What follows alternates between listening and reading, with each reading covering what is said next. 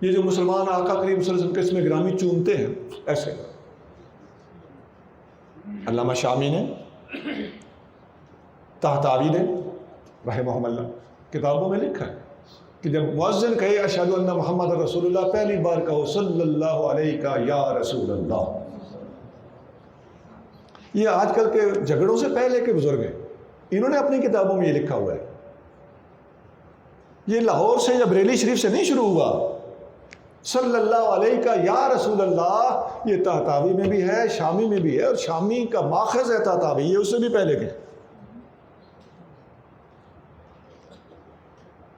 اور جب دوسری بار مؤذن کہے اشہد ان محمد رسول اللہ، تو ان کتابوں میں لکھا ہوا ہے کہ اپنے دونوں انگوٹھے اپنے ہونٹوں کے ساتھ چوم کر اس طرح یہاں آنکھ کی جڑ سے لے کے ایسے بار کی طرف ملے اور کہے قرۃ عینی بک یا رسول اللہ، یا رسول اللہ میری آنکھوں کی ٹھنڈک آپ کی وجہ سے ہے. تو یہ ایک علاج ہے. آنکھیں آئی ہوئی ہو نا، آنکھیں دکھتی ہیں جو، تو اس کا علاج ہے. اب یہ کون سی دوا ہے جی؟ یہ کون سا سرما ہے؟